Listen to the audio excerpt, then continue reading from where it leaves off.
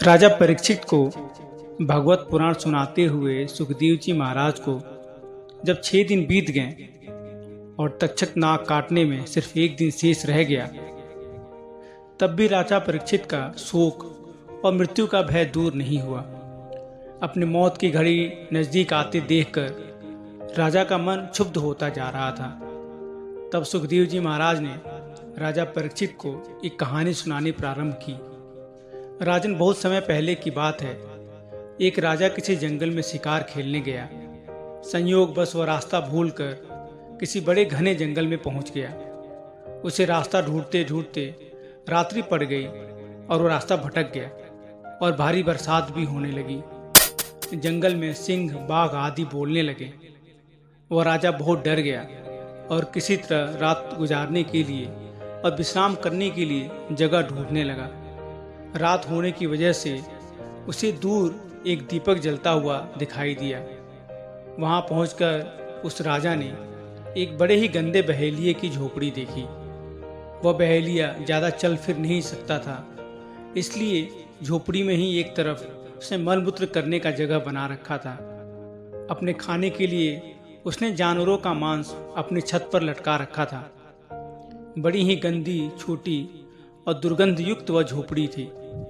उस झोपड़ी को देखकर पहले तो राजा ठिठक गया, लेकिन फिर उसने अपना सिर छिपाने का कोई आश्रय न देखकर उस बहेलिये से रात भर रुकने के लिए प्रार्थना करने लगा।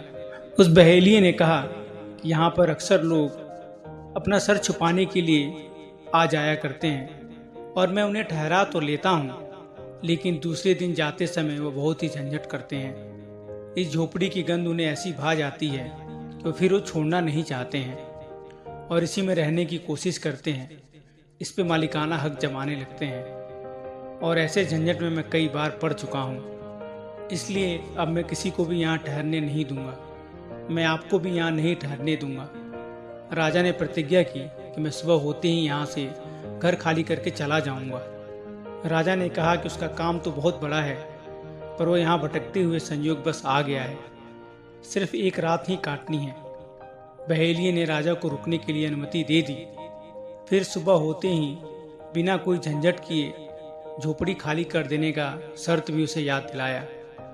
राजा रात भर झोपड़ी के कोने में पड़ा रहा और सोता रहा। सोने में इस झोपड़ी की दुर्गंध उसके मस्तिष्क में ऐसे भर गई कि सुबह उठा तो उसे सब परम प्रिय लगने लगा।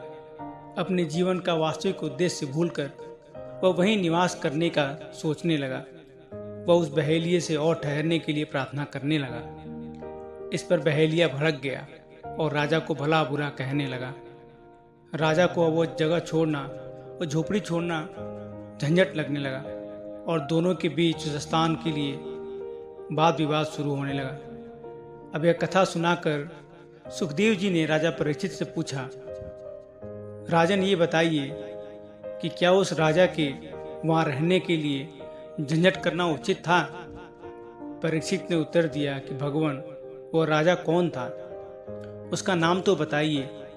वह तो बड़ा ही भारी मूर्ख जान पड़ता है, जो ऐसी गंदी झोपड़ी में अपनी प्रतिज्ञा को तोड़कर रहना चाहता है। उसकी मूर्खता पर तो मुझे आश्चर्य होता है। तब सुखदेव जी महाराज ने कहा, हे परीक्षित, वह बड़े भारी मूर्ख तो स्वयं आप ही हैं। इस मलमूत्र रूपी गठरी शरीर में आपकी आत्मा को जितना दिन रहना आवश्यक था, वह अवधि तो कल समाप्त हो रही है। अब आपको उस लोक जाना है जहाँ से आप आए हैं। फिर भी आप झंझट फैला रहे हैं और अब मरना नहीं चाहते। क्या यह आपकी मूर्खता नहीं है? अब राजा परीक्षित का ज्ञान जाग पड़ा और बंधन मुक्ति के लिए सहर्ष तैयार हो गए। दोस्तों, एक जीव अपनी माँ के कोख से पैदा होता है और अपनी माँ के कोख के अंदर भगवान से प्रार्थना करता है कि हे भगवान, मुझे यहाँ इस कोख से मुक्त कीजिए। मैं आपका भजन करूँगा, आपका ही सिमरन करूँगा।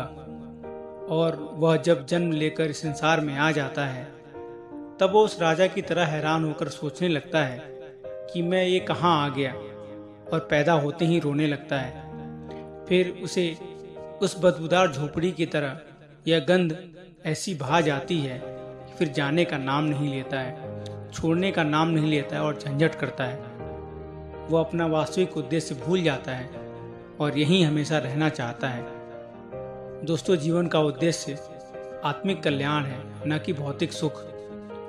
जैसे मैले दर्पण में सूर्य देव का प्रकाश नहीं पड़ सकता है, उसी प्रकार मलिन देह में ईश्वर का प्रकाश कभी नहीं पड़ सकता है। अर्थात मैलीन अंतःकरण में शैतान और दानवों का निवास रहता है।